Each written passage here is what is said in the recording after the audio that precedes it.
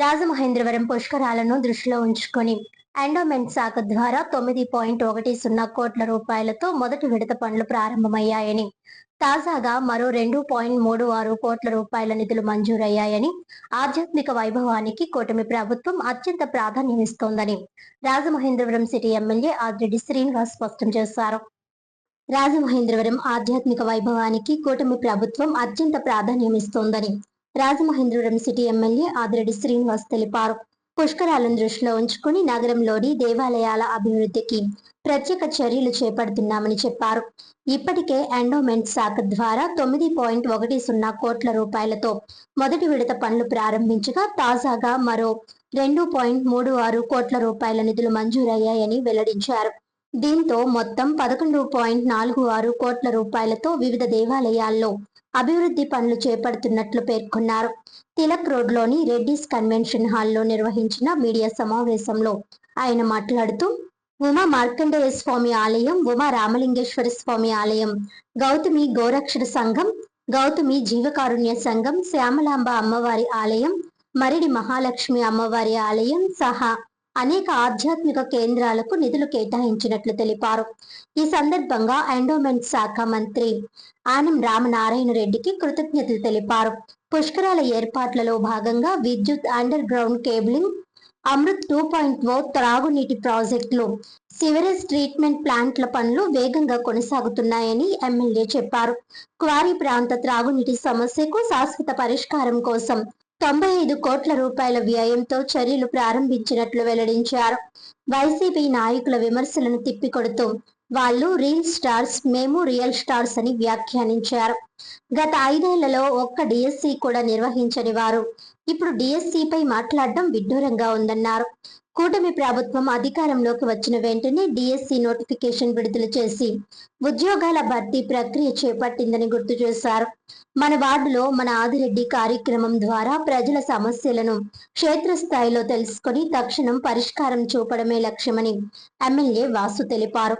కార్యకర్తల ఇళ్లల్లో బస చేస్తూ ప్రజలతో మమేకమవడం ద్వారా వారి సమస్యలు, యువత ఆలోచనలను మరింత దగ్గరగా తెలుసుకునే అవకాశం లభిస్తోందన్నారు. ఈ కార్యక్రమం చరిత్ర సృష్టించేలా కొనసాగుతుందని విశ్వాసం వ్యక్తం చేశారు. రాష్ట్రానికి భారీ పరిశ్రమలు, పెట్టుబడులు వస్తున్నాయని, యువతకు ఉపాధి అవకాశాలు పెరుగుతున్నాయని పేర్కొన్నారు.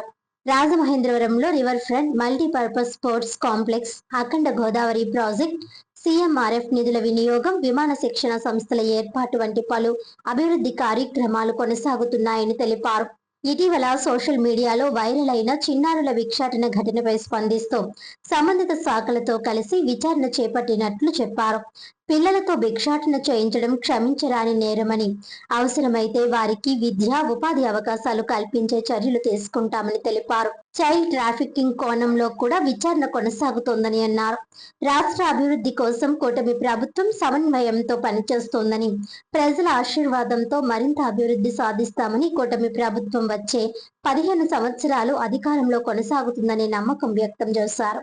మీడియా సమావేశంలో ఏపీ సెటిబుల్స్ చైర్మన్ కొడుపూడి సత్యబాబు, కూటమి నాయకులు మజ్జి రాంబాబు, వర్రె శ్రీనివాసరావు, వై శ్రీను, దొండపటి సత్యంబాబు, ఎన్నమూరి దీపు, ఉప్పులూరి జానకి రామయ్య, బుడ్డిగ రవి, అడబల రామకృష్ణ, వివిధ దేవాలయాల చైర్మన్లు, డైరెక్టర్లు తదితరులు పాల్గొన్నారు. ఎందుకు చేయలేపారు? ఎందుకు మీకు చిత్తశుద్ధి లేదు? వైసీపీ వాళ్ళకి దేవాలయాల మీద మీకైనా కక్ష ఉందా? పైపెచ్చు దేవాదాయ శాఖ నుంచి ఖర్చు పెట్టాల్సిన నిధులు మీరు దారి మళ్లించేసి ఆ యొక్క విశ్వాసం, నమ్మకం కలిగిన భక్తుల యొక్క మనోభావాలను దెబ్బతీశారు మీరు. ఈరోజు మేము మొదటి ఫేజ్లో 9 కోట్ల 10 లక్షలు తేవడంతో పాటు గౌరవ మంత్రి గారు వచ్చారు. మీరు అందరికీ గుర్తే ఉండి ఉంటుంది, ఆనం రామనారాయణ రెడ్డి గారు వచ్చినప్పుడు ఆయన చేతుల మీద 9 కోట్ల 10 లక్షలు టెండర్లు ఓపెన్ చేసుకున్నాం, పనులు ప్రారంభించుతున్న తరుణంలో ఇంకా మా ఎండోమెంట్స్ ఏదైతే కమిటీ చైర్మన్లు ఉన్నారో, డైరెక్టర్లు ఉన్నారో వాళ్ళు ప్రతిపాదనలు ఇచ్చారు.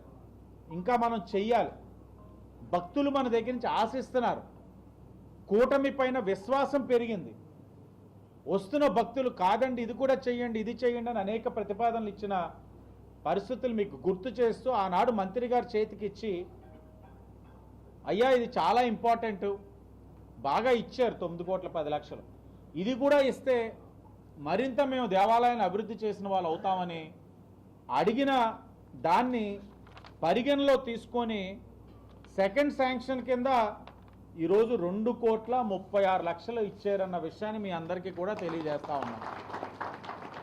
ఈ 2,36,00,000లో గౌతమి జీవకారుణ్య సంఘానికి construction of meeting hall, repairs to existing guest హౌస్కి ₹1,00,00,000. ఈరోజు కూటమి ప్రభుత్వం ఈ యొక్క దేవాలయాల అభివృద్ధి కోసం 11,46,00,000 తీసుకొచ్చామని చాలా గర్వంగా ఈ సందర్భంగా తెలియజేస్తా ఉన్నాం. ఈ సందర్భంగా గౌరవ మంత్రివర్యులు శ్రీ ఆనం రామనారాయణ రెడ్డి గారికి మా అందరి తరపున హృదయపూర్వకంగా ఆయనకి అభినందనలు, ధన్యవాదాలు తెలియజేస్తా ఉన్నాం. మా జగన్మాయ గొడ్డల పార్టీ వాళ్ళు పెడుతున్న ప్రెస్ మీట్స్ అంతా మాయ. గొడ్డలి పార్టీ వాళ్ళు పెడుతున్న ప్రెస్ మీట్స్ అవన్నీ కూడా ఆశ్చర్యానికి గురి చేస్తూ ఉన్నాయి. ఏంటంటే వాళ్ళు అదే పని మీద అసలు వాళ్ళు రోడ్ల మీదకి ఎందుకు వస్తున్నారు, ఎందుకు ప్రెస్ మీట్లు పెడుతున్నారు అన్నది బహుశా వాళ్ళు కూడా క్లారిటీ ఉండకపోవచ్చు. గత 5 సంవత్సరాలు పైనుంచి స్క్రిప్ట్ వచ్చేది చదివేవారు. ఇప్పుడు పైనుంచి డైరెక్షన్ వస్తుంది, బ్లైండ్గా వెళ్ళిపోయి కార్యక్రమాలు చేస్తున్నారు. ఆ కార్యక్రమాలు చేస్తున్నాడు, అసలు మనం ఏం చేస్తున్నాం, ఏం అడుగుతున్నాం, ఇంకేం లేదు. పైన ఏం స్క్రిప్ట్ ఇస్తే చదివేయడమే. డిఎస్సి మీద మాట్లాడే అర్హత వాళ్ళకు ఉందండి వైసీపీ వాళ్ళకి. గత 5 సంవత్సరాలు ఒక్క డిఎస్సి కూడా తీని వాళ్ళు. ఈరోజు ఏది చేయని వాడు వచ్చి ప్రశ్నిస్తూ ఉంటే మాకు కూడా ఆశ్చర్యం కలుగుతూ ఉంది. సరే మమ్మల్ని పక్కన పెట్టండి, ప్రజలు కూడా నవ్వుకుంటా ఉన్నారు. అసలు ఏ హక్కుతో ఈ గొడ్డల పార్టీ వాళ్ళు ప్రెస్ మీట్లు పెడుతున్నారు? వెన్నుపోటుకి 2 ఏళ్ళట. దేనికండి వెన్నుపోటు?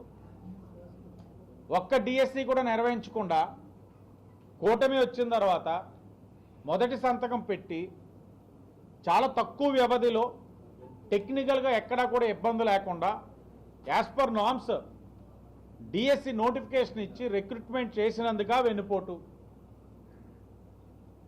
మీరు అధికారంలో ఒక్క పరిశ్రమ కూడా తీసుకురాకుండా, యువతకు ఉద్యోగ అవకాశాలు కల్పించకుండా, యువతకు జీవితాలతో ఆడుకొని గాలికి వదిలేసి ఈరోజు గూగుల్ లాంటి ప్రతిష్టాత్మకమైన సంస్థలు తీసుకొస్తా ఉన్నాం.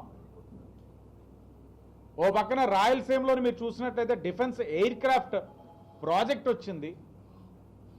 ఎంతో ప్రెస్టీజియస్ రాయల్ ఎన్ఫీల్డ్ లాంటి సంస్థలు వస్తూ ఉన్నారు.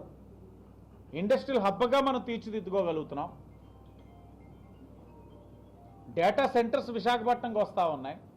ఇవన్నీ వచ్చినందుక మీరు అంటున్నారు వెన్నుపోటని. ఉద్యోగ అవకాశాలు కల్పిస్తున్నందుక మీరు అడుగుతున్నారు వెన్నుపోటని. ప్రభుత్వ ఉద్యోగులకి ఏ రోజున జీతాలు పడతాయో తెలియదు. వాళ్ళకి ఇవ్వాల్సిన అన్ని బకాయిలు పెట్టిపోతే ఈ ప్రభుత్వం వచ్చిన తర్వాత అన్ని కూడా సరిచేసి అన్ని ఇస్తున్నందుక అంటున్నారు మీరు వెన్నుపోటని. ఇలాగ వాళ్ళ గురించి మాట్లాడుకుంటూ వెళ్తే అనేకం ఉన్నాయి.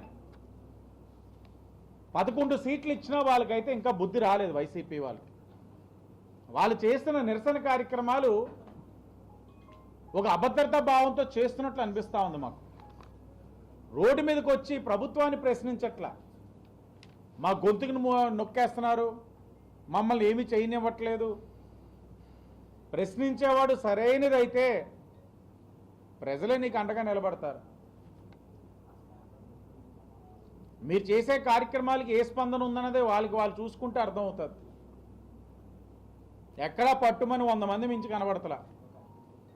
అంటే వాళ్ళకి అర్థమవుతా ఉంది. ఏం మాట్లాడతారు అసలు? ఈ రాజమండ్రి చూడండి, దేనికి వెన్నుపోటు 2 సంవత్సరాలు. రివర్ ఫ్రంట్ మొదలు పెట్టినందుక, 52 కోట్లతోటి మల్టీపర్పస్ స్పోర్ట్స్ కాంప్లెక్స్ మొదలు పెట్టినందుక, అఖండ గోదావరి పనులు మొదలైనందుక, సిఎస్ఆర్ నిధులు ఎప్పుడూ లేని నియోజకవర్గంలో 7 కోట్లు తెచ్చినందుక, లేకపోతే సీఎం రిలీఫ్ ఫండ్ 6 కోట్లు ఇప్పటికి తీసుకొచ్చి 5 సంవత్సరాలు వైసీపీ వాళ్ళు ₹1 కూడా తీసుకురానందుక, లేకపోతే మొన్ననే ఫ్లైట్ ట్రైనింగ్ ఆర్గనైజేషన్ 100 కోట్లు ఒక సంస్థ వచ్చింది, మరొక సంస్థ కూడా మొదలు పెడితే 200 కోట్లు పెట్టుబడులు తెచ్చినందుక, దేనికోసం? గవర్నమెంట్ హాస్పిటల్లో వైసీపీ వాళ్ళు ఉన్నప్పుడు రోజుకి ఓపీ 400 ఉండేది. ఈ రోజున కూటమి వచ్చిన తర్వాత రోజుకి 1800 ఉంది ఓపీ. దీనికోసమా? అంటే దేనికోసం మీరు చేశారన్నది మీకైనా స్పష్టత ఉందా?